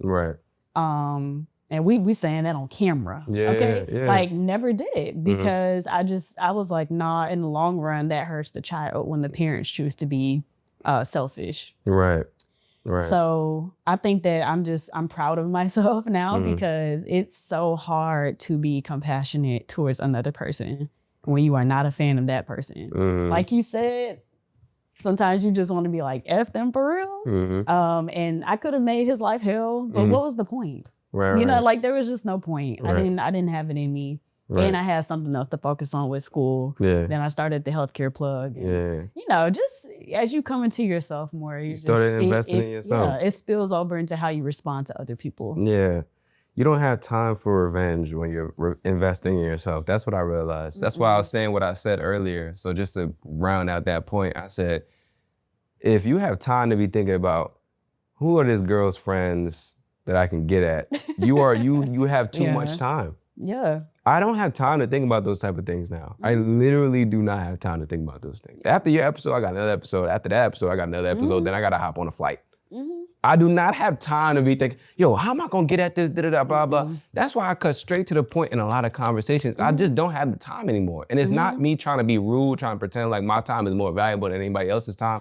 I'm just acknowledging where I am, right? So like my answer to anybody that's in I that love space it. is like, yo, bro, if you have time to be thinking about how you can get your get back, you have too much time and you're not investing enough time in yourself and you're actually Yes. wasting your time, which we already established is a very valuable resource that you cannot reproduce. So why are you wasting it? Steward your time well. Steward your energy well. Mm-hmm. If you are a healthy person, you would consider yourself healthy, steward it well. Nah, absolutely. And like give yourself everything you can. It's not being selfish, but when I tell you like I am the best version of myself, I know this isn't the best version I will ever see, but this is the best version that I have seen because of the work, how much I've invested in myself. Yeah. And so that did change my expectations of what I expect from other people around me. Yeah. Yeah, when I was in my broken days, you could have been a shitty friend to me. Yeah. You could have, and I would have forgiven you time and time again. But baby, now that I see my worth, like, and that's what I meant to when I was talking about the glow up. Oh, okay. About okay. oh, okay, now I think I'm cute. Like, it wasn't just about the outward. Like, the outward started to transform because of what was happening on the inside. And it was like, dang, I do deserve like more time to, you know, pour into myself. I do deserve to go get my my massage once a month and make that time for myself. Like I have to make it or it's not gonna happen. Right. You do have to make that time. Right. Because your employer, you already, when you think about how many people already have dibs on your time, you gonna make it for yourself. No, I absolutely. promise. Absolutely. Yeah. Steward your time well, man. You have to while you have it. We are on borrowed time. This could be both of our last days up there. God forbid. Hopefully not. We need the podcast to make it to the end. Hopefully not. But nah, I get what I'm you're saying though. No, like, I get when what you you're start saying. Yeah. thinking like that, it's like not to live in fear, but Yeah, it's yeah. like we are too comfortable and we think we are invincible. Yeah. And we cannot think like that. We really have to like cherish every moment.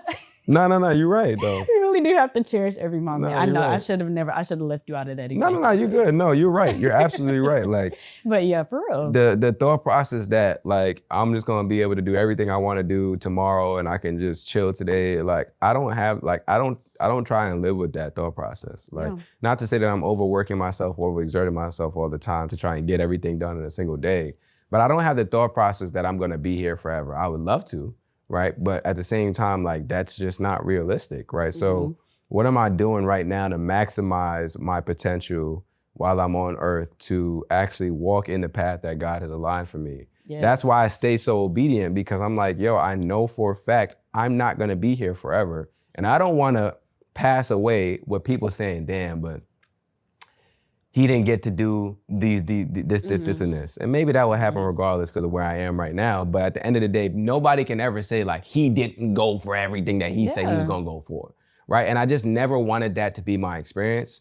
And so like to circle back to the time thing is like, when you're prioritizing the wrong things, you're prioritizing get back, you're prioritizing doing things that are not gonna actually invest in your growth, you're literally stripping yourself of being able to achieve the potential that God has put you on this earth to achieve, right? And like, I just didn't want, like, I don't want that to be, I never wanted that to be my story. I've seen a lot of conversations about like, the graveyard is the place that has the most ideas that have died, right? Like all these different kind of things are things that have been wired into my head. Like, yo, I don't want to be that person, right? So that's why I go so hard with the platform. I'm always so consistent, all that kind of stuff, because I'm like, there's something else that's driving me. And a lot of that has to do with God. And it's not necessarily myself. That's why I always— it's bigger than you, and you get that. That's and why, it's obvious. That's why I always bring God into everything, because I don't want people thinking like, oh yeah, Kizzle just so he got such a great work ethic, and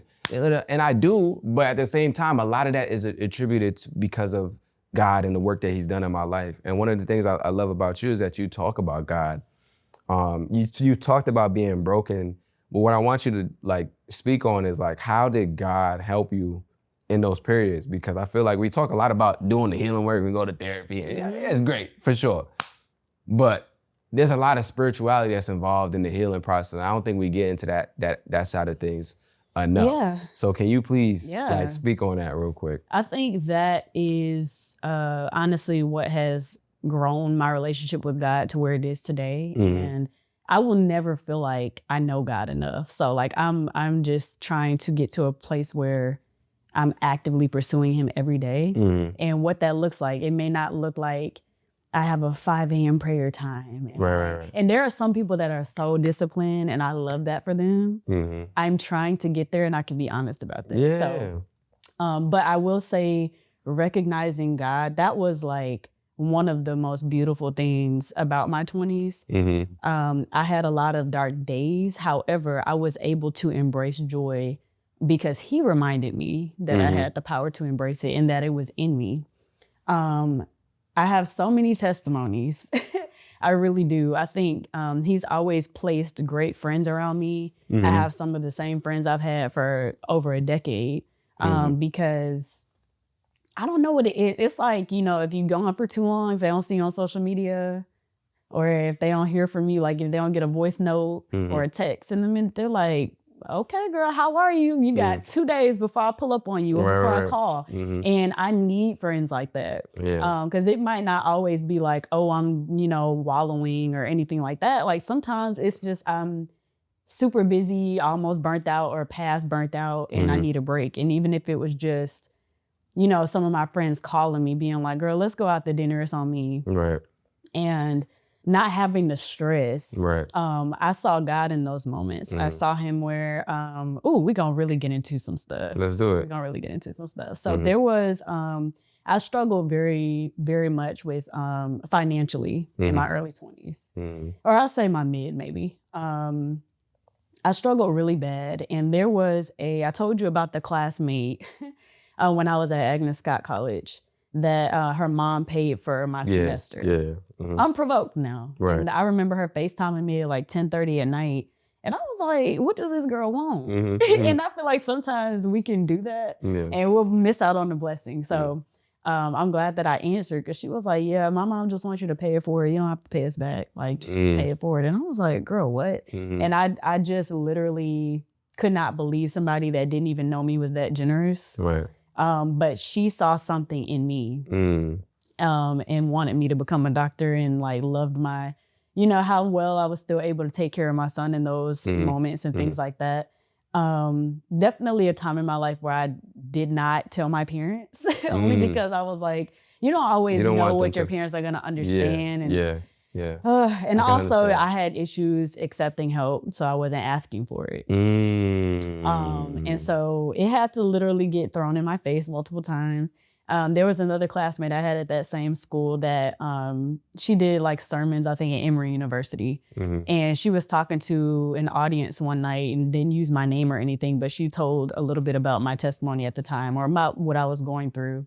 And she said somebody walked up to her after and gave her an envelope and told her to give it to me the next day in class.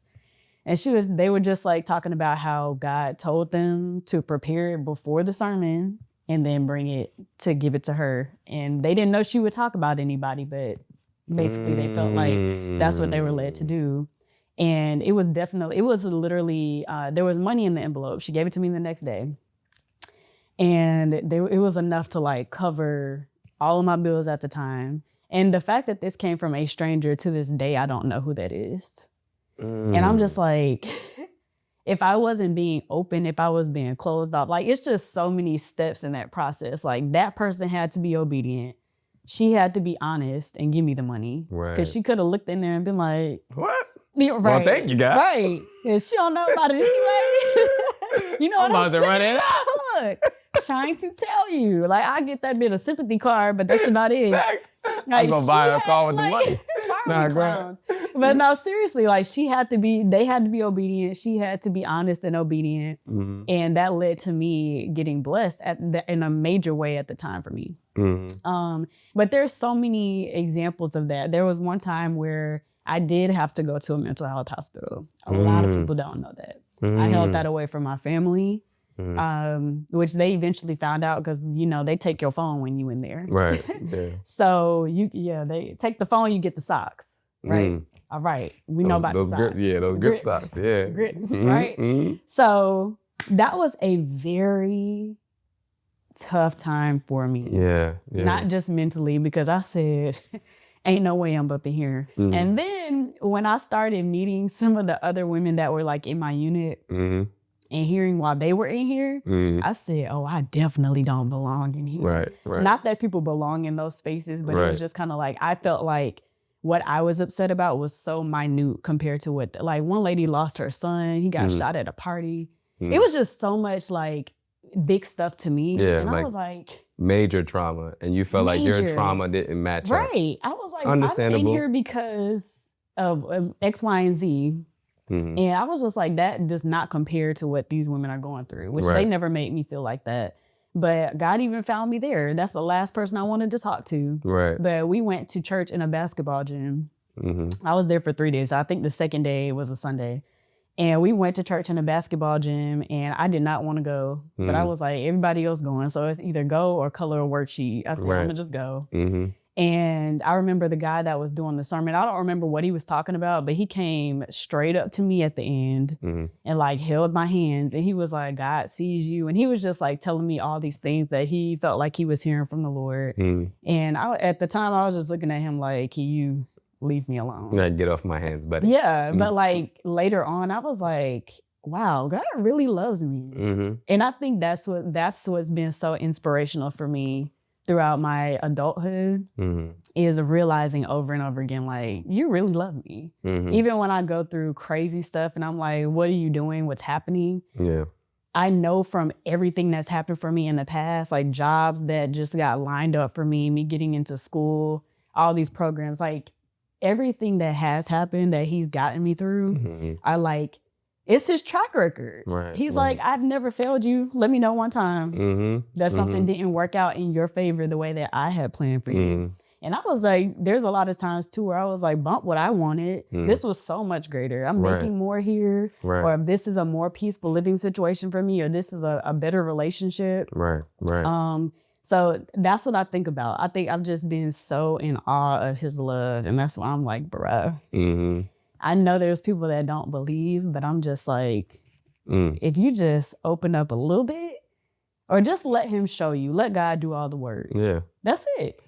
The Let signs. God do all the work. Give a little mustard seed. The signs are everywhere. I think people choose not to see them, and that's that's for them and their relationship with God. Everybody has their own path, their own journey. Mhm.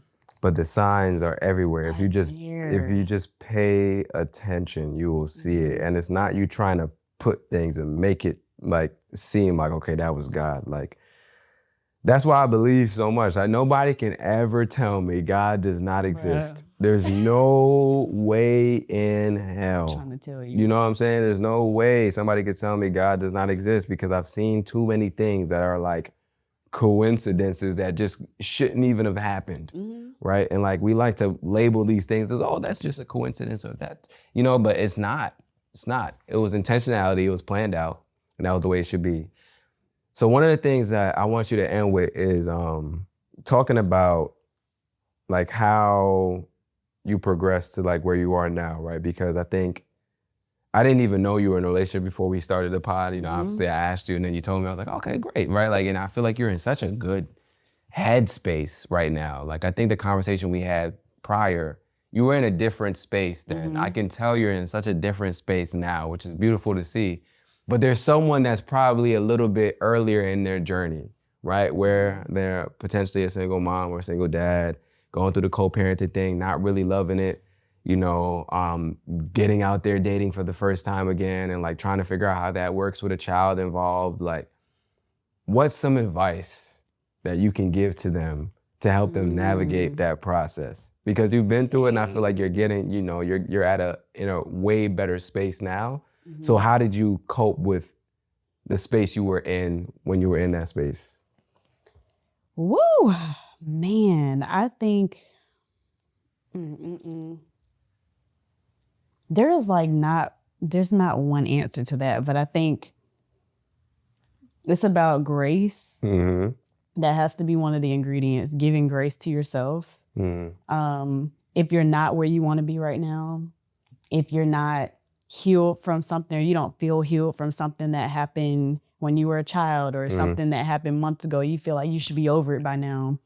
Man, definitely the grace. accepting that every day, like this is a journey. Right. Every day is gonna look different. Mm-hmm. What you have planned in your mind right now may not be Right. what's gonna happen or how Right. things are gonna unfold. Right. I think, if God is your portion, then definitely do not navigate this. Don't go another day navigating this without God. Mm-hmm. Lean on the people around you, because I think when I was going through a lot of that hard stuff, I felt like I was lonely, or like my mind would trick me into believing nobody was there for me just because they couldn't relate. Right. But people can be there for you in different ways, and you can be close to some people, or more close to some people in certain seasons than others. Mm-hmm. Because they have something in them, or that might just be the friend that has the most capacity right now. Right. And they can listen to you vent and like go where you can be naked, unashamed. Mm-hmm. And do that as much as possible, and don't get in your head about people getting tired of you. Right. There is a such thing as like not abusing that. Don't call somebody at 3 a.m.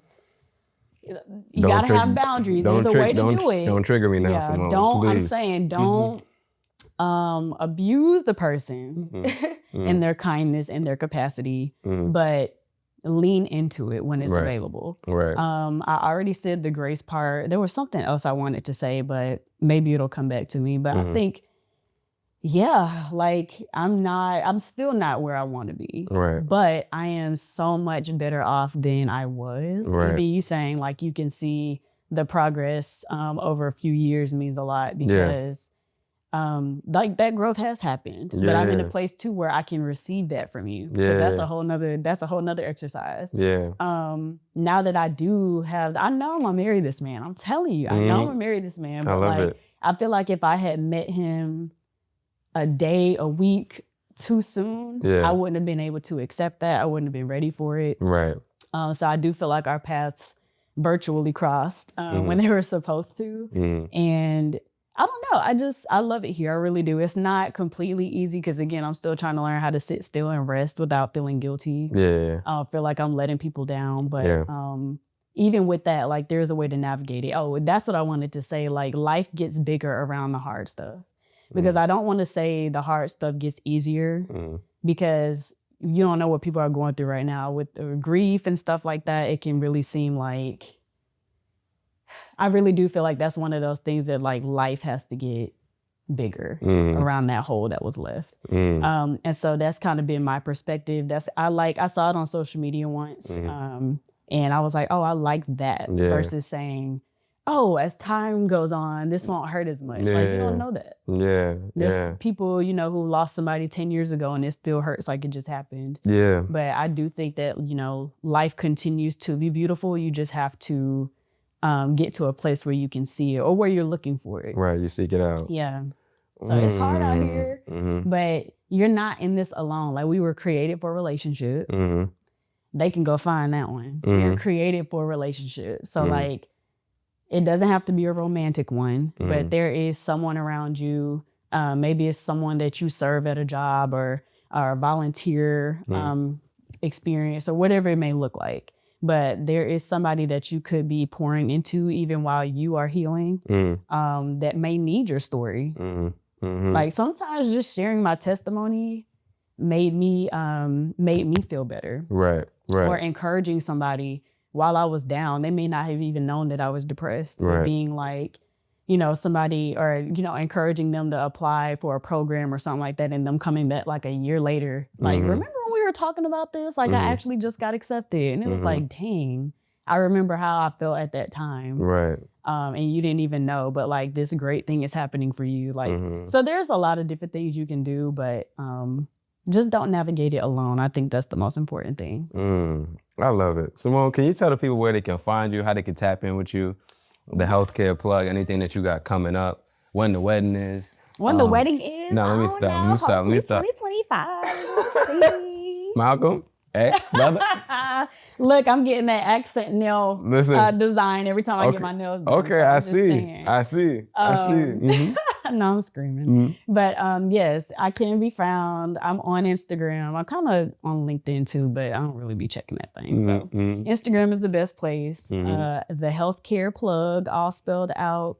is where you will find my wonderful healthcare charity. We're preparing right now for, first off, about to celebrate 4 years next month, July 11th. Congratulations. Thank you. And then we're doing a lot of work behind the scenes to prepare for a relaunch in January. Okay.